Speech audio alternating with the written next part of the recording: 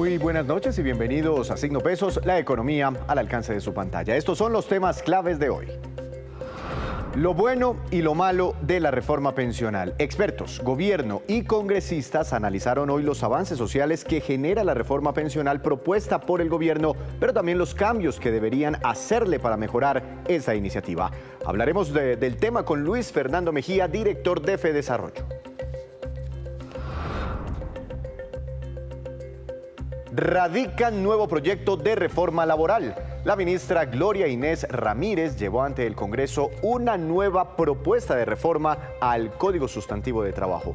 Muchas de las propuestas son similares a las que contenía el proyecto que se hundió el semestre anterior. Les contaremos algunos cambios que plantea.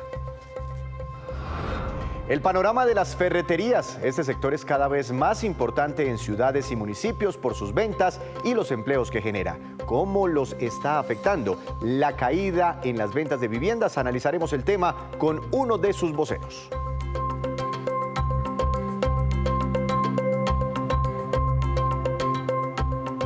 Y comenzamos esta emisión de Signo Pesos con esta que es la cifra económica del día. 1 millón y corresponde al número de colombianos que lograrán pensionarse en los próximos 10 años, según los cálculos presentados hoy por el ministro de Hacienda, Ricardo Bonilla, durante un foro sobre este tema organizado por ANIF y por FEDesarrollo. Esos pensionados se sumarían a los actuales 2,5 millones que reciben una mesada en este momento y que a juicio del ministro son muy pocos frente a una población laboral de más de 22 millones de personas. De hecho, dijo que hay otros 4 millones de colombianos que ya tienen más de 65 años y nunca lograrán pensionarse. Por eso Bonilla justificó la necesidad de una reforma pensional como la que está estudiando el Congreso en la actualidad. Y precisamente para ver la visión de los expertos sobre la reforma pensional, hemos invitado a uno de los organizadores de este evento, conferencista en el foro mencionado esta mañana. Doctor Luis Fernando Mejía, director de FEDesarrollo. Buenas noches, bienvenido a Signo Pesos, ¿cómo está? Hola Víctor, ¿qué tal? Muchísimas gracias por la invitación, muy buenas noches, un saludo para todas las personas que están conectadas. Más o menos lo que ustedes quisieron hacer esta mañana era encontrar cuáles son los problemas que debería resolver una reforma pensional y al final mirar si la reforma propuesta por el gobierno nacional resuelve esos problemas, por supuesto con algunas recomendaciones. En este momento, ¿qué debería resolver una reforma pensional? La que sea. Pues Víctor, mire, lo primero la cobertura. Lo que uno quiere con un sistema pensional bien diseñado es que cuando las personas alcanzan la edad de pensión puedan justamente acceder a una pensión. E infortunadamente ese no es el caso en nuestro país. Hoy, actualmente tenemos una cobertura cercana al 25% de los adultos mayores en edad de pensión, es decir, estamos pensionando a 1 de cada 4 y 3 de cada 4 quedan por fuera del sistema pensional. Ese es el primer elemento. El segundo es resolver esa enorme inequidad en el sistema, especialmente en el régimen público, en donde más de la mitad de los subsidios que entrega el Estado en ese régimen público está llegando al 20% de más altos ingresos en el país. Muy importante ese elemento. Y por supuesto los temas de sostenibilidad fiscal. El gobierno actualmente gasta más de 4 puntos del PIB. Cuando usted suma las contribuciones en el régimen público, el gasto total son 6 puntos del PIB, que equivale más o menos al 17% del total del presupuesto general de la nación. Y ratifico, estamos cubriendo a una cantidad muy pequeña de personas. Así que yo creo que esos son los 3 elementos fundamentales que debe resolver una reforma pensional. Pues precisamente, doctor Mejía, nosotros capturamos un pantallazo de su exposición sobre esos temas, los problemas a resolver en una eventual reforma pensional. Hoy estamos así, en esta columna, y con la reforma quedaríamos así. Usted habla de cobertura, pero pues también hay una alta regresividad, inequidades horizontales, sostenibilidad fiscal y desigualdad. Con el proyecto que ya avanza en el Congreso, ¿qué tanto se resuelven estos problemas? Pues en buena medida, no para decir que el proyecto de ley esté en condiciones óptimas, pero indudablemente de las 3 reformas estructurales que ha radicado el gobierno nacional, la pensional, la de salud y la laboral, indudablemente que la reforma pensional es la que avanza más en corregir los problemas que acabo de describir. Esa tabla que usted tiene creo que es bastante informativa. En términos de cobertura, por ejemplo, nuestros cálculos indican que pasaríamos de una cobertura que actualmente está en el 25% en el contributivo, es decir, en el régimen obligatorio. Si usted le suma Colombia Mayor, que es un sistema de subsidios que entrega mensualmente cerca de 80.000 pesos a los adultos más pobres y vulnerables. Estamos hablando de una cobertura del 50%. Esa cobertura pasaría al 96% del total de los adultos mayores. Buena parte del aumento de esa cobertura, hay que decirlo, es a través de ese pilar que se conoce como el pilar solidario, que es en esencia una entrega monetaria. El gobierno plantea 223.000 pesos mensuales para las personas que son pobres, vulnerables y que están, por supuesto, en edad de pensión. También se eliminan esas inequidades horizontales. ¿A qué se refiere esto? Básicamente a que una persona puede tener una pensión distinta si está en el régimen público o en el régimen privado. Con el sistema de pilares, naturalmente, todas las personas tienen exactamente el mismo tratamiento y eso también va en la dirección correcta. Y finalmente, otro punto destacable, la regresividad del sistema, es decir, esos subsidios altos, especialmente a las pensiones, por supuesto, de hogares de ingresos medios y altos, es decir, pensiones que están por encima de los 15, 20 o en el tope de los 25 salarios mínimos. Con la reforma propuesta por el gobierno nacional, hay un tope en los subsidios, solamente se subsidiaría la parte de los 3 primeros salarios mínimos para cualquier nivel de ingreso. Claro. Doctor Mejía, hablaban ustedes también, o usted particularmente, sobre el régimen de transición. Ya vamos a poner aquí otra pantalla. Usted hablaba del proyecto inicialmente radicado. Sí, hablaba de un régimen de transición a partir de las 1.000 semanas cotizadas, pero después en el primer debate se bajó como esa barrera, quedando en 900 semanas cotizadas para hombres y mujeres 750 semanas cotizadas. Así estamos en este momento. ¿Cuál es el llamado de atención que hacen ustedes sobre este punto, sobre el régimen de transición? Así es, Víctor. Mire, la alerta que le hemos dado al Gobierno Nacional y al Congreso de la República, que tiene la responsabilidad justamente de continuar debatiendo este proyecto de ley, es que entre menos riguroso sea el régimen de transición, es decir, entre más personas sean elegibles para permanecer en el régimen actual, pues se continuarán perpetuando las condiciones de regresividad del sistema. ¿Quiénes son los que se pensionan hoy en día en nuestro país? Personas de ingresos medios y altos que han sido durante casi toda su vida formales y que reciben subsidios muy grandes en el sistema público. Por ejemplo, una persona que está en el tope de 25 salarios mínimos puede recibir un subsidio cercano a los 1.000 millones de pesos. Esos son recursos pagados con impuestos de los colombianos. Nuestra propuesta para el gobierno es, por supuesto, debe haber un régimen de transición. No se pueden cambiar las condiciones para todas las personas. Es que volvamos a la propuesta inicial del gobierno, donde el límite estaba en quienes hoy en día tienen, o en el momento de la aprobación de esta reforma, tengan 1.000 semanas cotizadas. Como está actualmente, se bajó ese límite a 900 semanas para los hombres y 750 semanas para las mujeres. Entiendo. Habla también usted o hablaron muchos, no solo usted, también ANIF y otros expositores esta mañana, sobre algo curioso que ocurre con el sistema pensional colombiano cuando lo miramos, miramos su impacto sobre la desigualdad en Colombia. Y hay un indicador muy famoso que es el índice Gini, y es muy curioso porque cuando miramos la desigualdad en Colombia, quitando el sistema pensional, es una, y cuando le introducimos las cifras del sistema pensional, aumenta la desigualdad en Colombia. Es decir, que es un sistema inequitativo. ¿Esta reforma corrige estas cosas? ¿Nos vuelve un país menos desigual? Así es, Víctor. Mire, volviendo al punto de los subsidios que en su mayor proporción le llegan a las personas de ingresos altos en el régimen público, cuando usted mira cómo está la distribución del ingreso, como usted lo mencionaba anteriormente, resulta que la distribución del ingreso empeora cuando usted considera los subsidios que reciben las personas que están actualmente pensionadas. ¿Por qué? Porque ratifico, la gran mayoría de sus subsidios, más del 50%, les llegan al 20% de más altos ingresos de la población colombiana.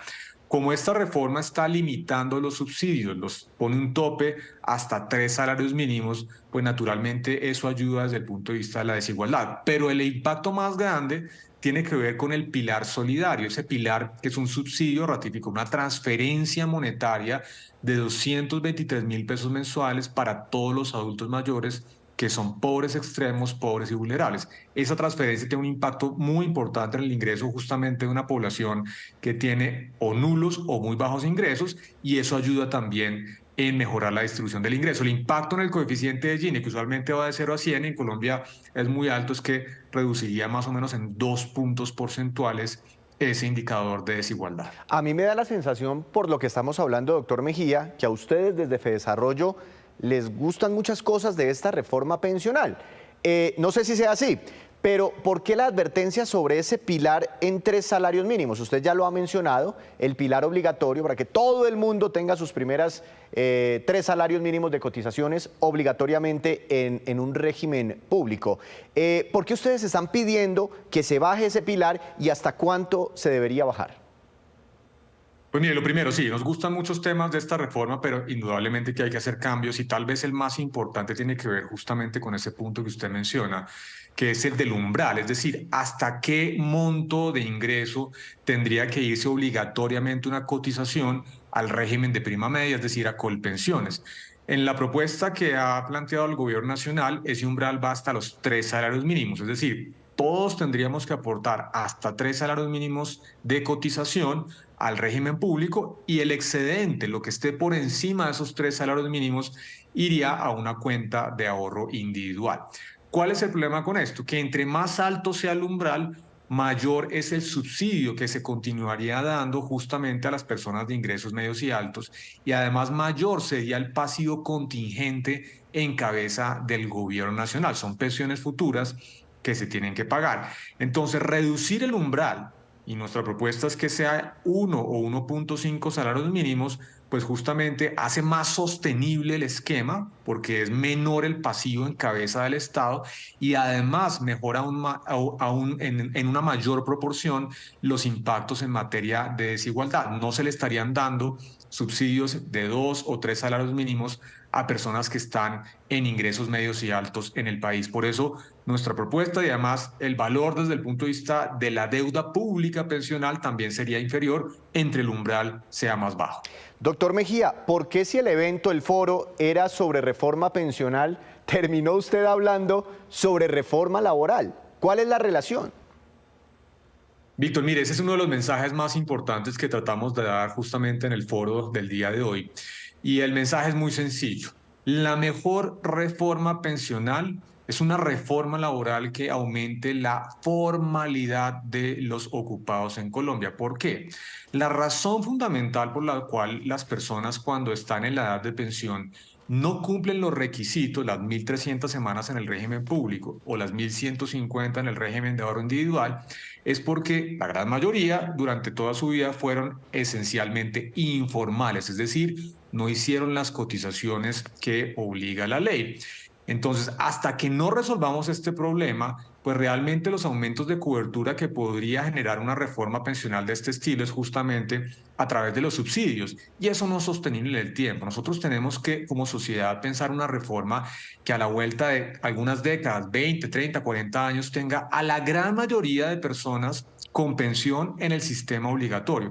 Y eso no se va a lograr si no aumentamos las tasas de formalidad laboral, que hoy en Colombia son cercanas al 45%, es decir, menos de la mitad de los colombianos hoy en día son formales y por ende están contribuyendo a su pensión futura. Así que lo más importante, muy clave lo que se está haciendo en esta reforma pensional, pero lo realmente esencial es una reforma laboral que aumente la formalidad laboral y que permita justamente que las personas puedan acceder a una pensión.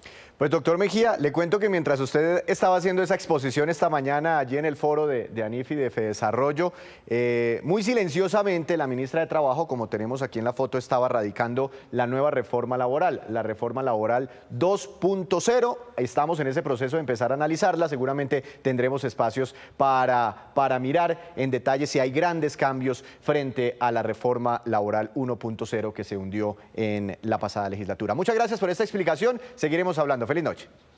Así es, Víctor, estaremos muy atentos para estudiar la reforma laboral, ojalá vaya en la dirección correcta. Un saludo muy especial y gracias por la invitación. Muchas gracias a usted. A propósito de la reforma laboral, precisamente, como les decíamos, hoy el Ministerio de Trabajo informó que en la mañana la ministra Gloria Inés Ramírez radicó ante el Congreso el nuevo proyecto para estudio y aprobación. Luisa Polo nos dejó este reporte con algunos de los cambios de esta iniciativa, pero mañana veremos en detalle lo que ahora está proponiendo el Gobierno Nacional. Veamos.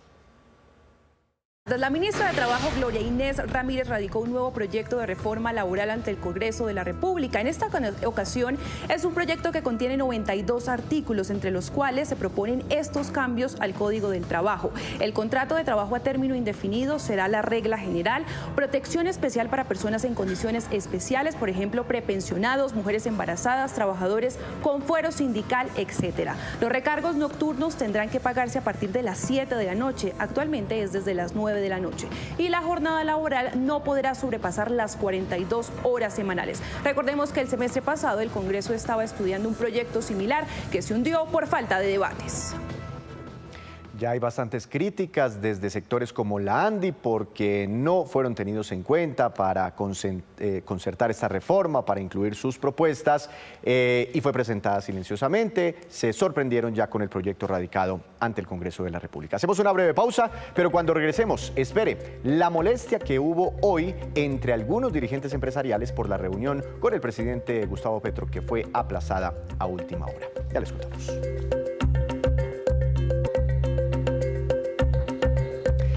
Regresamos a Signo Pesos. El sector de las ferreterías en Colombia ha sido siempre clave, no solo para los constructores formales, sino para las familias del país que siempre requieren de herramientas y materiales para realizar arreglos en sus viviendas. Para conocer los avances y los desafíos de estos negocios, quiero saludar al doctor Juan Camilo Pérez, director del Gran Salón Ferretero, un evento que precisamente está planeado para los próximos días en Bogotá. Buenas noches, bienvenido a Signo Pesos. ¿Cómo está? Buenas noches, Henry, ¿cómo estás? ¿Cómo te ha ido? Lo saluda Víctor Grosso. Doctor, Víctor, ¿cómo estás? Doctor Pérez. Bien, muchas gracias. Empecemos por explicar cuáles son los materiales que se consiguen en una ferretería. Bueno, hay que explicarle a la audiencia que los materiales se dividen en ferretería liviana y ferretería pesada. Entonces, cuando un consumidor va a ir a una ferretería, pues va a segmentar por el tipo de producto y ahí va a encontrar ese perfilamiento de ese portafolio de productos que va a encontrar. ¿Cuántas ferreterías hay en el país? Porque yo veo 2 o 3 en cada pueblo. Pues según el DANE tenemos más de 40.000 ferreterías, Uy. de las cuales 15.000 están en Cundinamarca y Bogotá. Y de esas 40.000, 15.000 digamos que se encuentran en la informalidad. Es decir, son ferreterías, ¿qué? Familiares, me imagino. Sí, ferreterías familiares. Es muy importante esa pregunta que haces porque el sector ferretero está contribuyendo con el 2.2% del PIB de construcción. El sector ferretero contribuye con 200.000 empleos al año en el país. Entonces, esto genera pues, un movimiento importante para movilizar la industria nacional. Claro, es de esos sectores que van como encadenados a la construcción y que seguramente dependen mucho de la construcción de vivienda, también de obras públicas, por supuesto. ¿Cómo les ha ido en medio de ese bajonazo en las ventas de viviendas nuevas este año? Aquí hemos reportado las cifras oficiales de Camacol, caídas del 50%, del 60% inclusive en las ventas de viviendas. Sí, así es. Eso que preguntas es muy importante. Reportamos, pues Camacol ha dado las cifras, las caídas de iniciaciones pueden llegar a un 30%, los lanzamientos a un 50%, la caída en general puede llegar a un 60%. Se prevé que el último, este final de año, haya un movimiento adicional en el repunte de ventas si nos acompañan las tasas de interés, nos acompaña la inflación, todos los movimientos que está haciendo el gobierno con Mi Casa Ya va a movilizar el flujo de materiales por medio del sector ferretero que mueve más del 50% de los materiales a las constructoras. Por esa razón, y una de las razones que queremos es impulsar la industria nacional, la industria ferretera, por medio del Gran Salón Ferretero. Vamos a tener más de 200 marcas involucradas, vamos a mover más de 40.000 millones dentro de la feria y esto nos va a ayudar a fortalecer a este sector que tanto lo requiere. Esos 200.000 empleos de los que usted me hablaba son puestos de trabajo, digamos, generados para el núcleo familiar, para la familia cercana al dueño de la ferretería, ¿o también se generan puestos para personas distintas? No, son 200. Aquí estamos hablando solo del sector ferretero, que estamos hablando un 95% que son las pymes, poco más del 95%. Solo ese sector genera más de 200.000 empleos. Y con esta feria vamos a convocar a más de 6.000 ferreteros. Vamos a llamar a constructoras, contratistas, maestros de obra, arquitectos. Vamos a movilizar a cliente final para generar una dinámica adicional que lo está requiriendo el sector, las constructoras. O sea, hay un gran potencial que vamos a tener dentro de este proceso. Usted me menciona que gran parte de este sector es informal. ¿Por qué? Y no me lo puedo imaginar porque al final uno creería que es un sector próspero, ¿no? Pues hacer compras en una ferretería, no sé, para remodelar una casa, pues requiere de un capital, una inversión bastante importante por cuenta del dueño. O, por ejemplo, un proyecto de vivienda que se esté realizando en un municipio, pues seguramente necesita de una facturación formal, pues para llevar las cuentas y la contabilidad. Sí, o sea, en materia de esos procesos que realiza el ferretero es muy tradicional con todo lo que comentas frente al tema de facturación, sus contabilidades.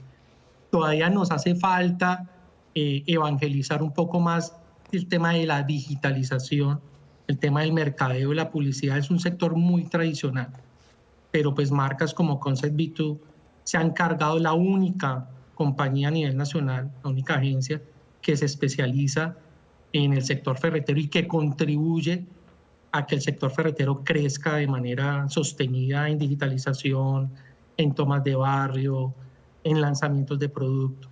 Entonces, queremos dentro de este escenario del Gran Salón ayudar a estas compañías y fortalecer el sector.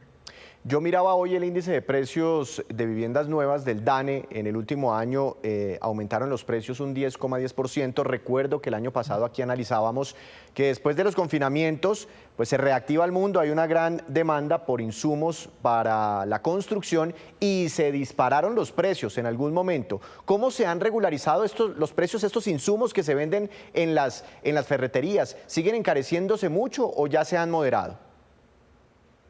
Se han estabilizado un poco, eso es dependiendo del subsector. No se puede mencionar que todo está subiendo, todos los subsectores están creciendo. Si uno coge vidrio, pinturas, acero, concreto, cada uno maneja unos niveles dependiendo del tipo de producto, ya sea que hay unas materias primas importadas, por el tema del dólar, por el tema de la inflación, por una estructura que manejan muchas industrias a nivel nacional. Entonces, digamos que sí han habido incrementos, las marcas y los industriales están haciendo grandes esfuerzos por que no haya incremento de precios y eso contribuye también a que las constructoras manejen unos precios más estables dentro de su financiero. Claro. Aquí cuando entrevistamos a los señores panaderos, productores de pan que tienen así negocios familiares y nos hablan del incremento en los insumos y del precio del pan como tal, pues hablan también de los riesgos de que se cierren muchas panaderías en el país. Lo mismo, por ejemplo, los pequeños dueños de estaciones de gasolina en los municipios también con los incrementos en la gasolina, pues hablan de riesgos de que se cierren muchos de estos negocios. ¿Ustedes ven algún riesgo en este momento de cierres de ferreterías en el país por la coyuntura económica? En la encuesta que realizó la marca hay más de un 60% de positivismo del sector, hay un 38% de incertidumbre. Confecámaras el último año mencionó que más de 5.300 ferreterías dentro de los subsectores se abrieron. O sea, hay mucho positivismo dentro del sector. No vemos que ese nivel de pesimismo lo percibamos. Sí hay una incertidumbre, hay una baja demanda por parte del cliente final, por parte de la autoconstrucción. Se necesitan esfuerzos importantes por parte del gobierno para el tema de gasolina, uno, para que no se pierda más poder adquisitivo por temas de inflación, por las tasas de interés, motivar las tasas de interés para que las personas construyan su segundo piso, su remodelación y también para compra de vivienda. Estas dinámicas van a ayudar a que el sector crezca a 2 dígitos, que es lo que se espera para final de año para fortalecer el sector. Bueno, ahora sí hábleme del evento. ¿Qué vamos a encontrar? ¿Cuál es el objetivo? Pues esta es la única, bueno, nosotros entendemos el sector ferretero, conocemos sus necesidades. Eso es una investigación que se realizó por más de 6 años. Entendemos lo que han realizado los grandes países a nivel mundial, la Feria de Cantón, la Feria de Alemania, la Feria de Guadalajara, y nos dimos cuenta que no había un escenario en Colombia donde las marcas tuvieran un networking con sus grupos de interés. Una feria transaccional, una feria de negocios, donde las marcas hagan lanzamientos, donde hagan capacitación. Entonces vamos a encontrar más de 200 marcas, más de 5 países involucrados, y queremos invitar a más de 6.000 ferreteros. Van a llegar entre 8.000 y 10.000 personas a realizar negociaciones, a hacer su proyecto de construcción y bueno, y dinamizar la economía, que es lo que más nos interesa ahora. Es un positivo. Sí, no, doctor Pérez, le deseo muchos éxitos. Allá estaremos, ¿no? Porque necesito hacer como unas reparaciones en la casa, de pronto encuentro descuentos. Muchas gracias por esta información. Por supuesto, cuenta con nosotros. Y muchas gracias por esta información. Seguiremos hablando. Feliz noche. Feliz noche, hasta luego. Así está el sector ferretero en nuestro país. Hacemos otra breve pausa, pero ya les contaremos que ya no será necesario ser un gran influencer para monetizar contenidos en Internet. Les contamos cómo es posible a partir de este momento. Ya volvemos. Gracias por continuar con nosotros. Para esta mañana estaba prevista una reunión muy mencionada entre el presidente Gustavo Petro con dirigentes gremiales, los más importantes del país, pero a última hora fue pospuesta para la próxima semana y eso generó malestar entre los dirigentes gremiales. Veamos algunas de las reacciones. Pues registramos con mucha preocupación la cancelación o mejor aplazamiento de última hora que recibimos de la reunión que íbamos a tener con el señor presidente y los 32 gremios del Consejo Gremial Nacional. Creemos que es una oportunidad que se pierde por cuanto veníamos preparando durante 2 semanas esta agenda de temas cruciales para Colombia. La inseguridad que está en este momento en ciudades, carreteras, en el campo, igualmente la necesidad de un plan de choque y reactivación de la economía, escuchar al presidente sobre el acuerdo nacional.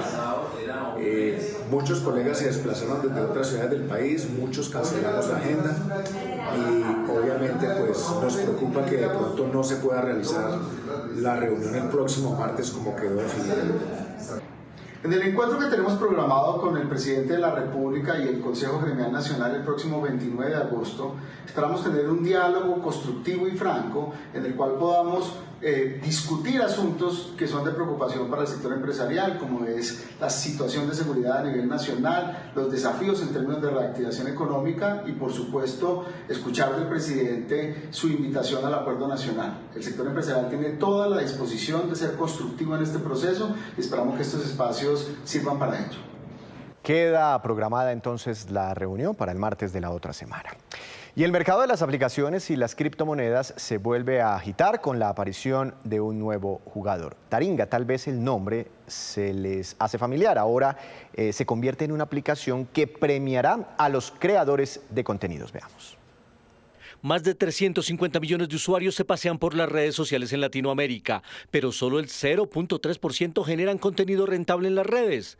Un mercado gigante y una ventana para creadores. Con base en eso, reaparece un nombre familiar en el mundo de Internet. Pues la evolución de Taringa, como bien dices, sí, está centrada en permitir, en solucionar uno de los grandes problemas en la economía de los creadores, que es la capacidad de monetizar.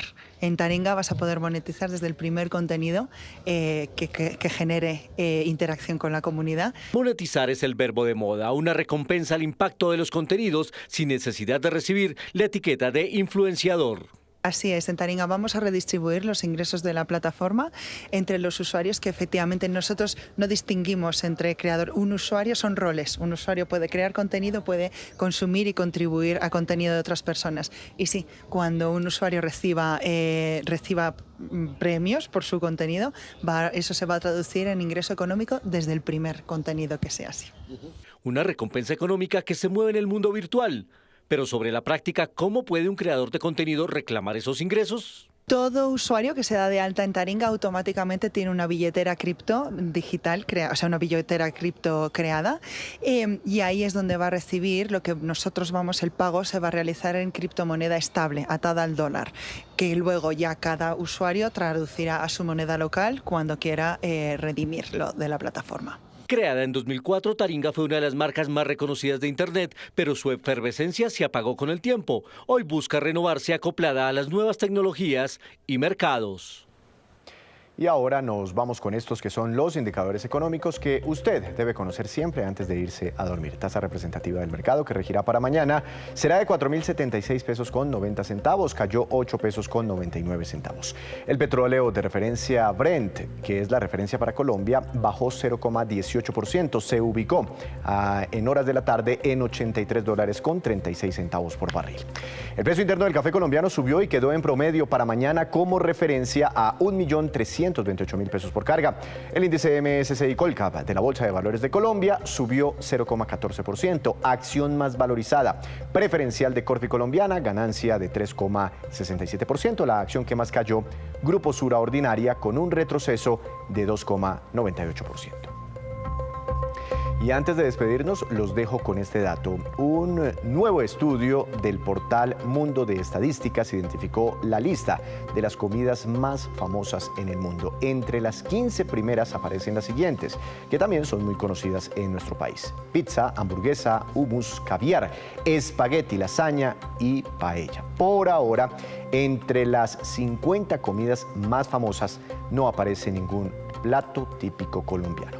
No saben de lo que se están perdiendo.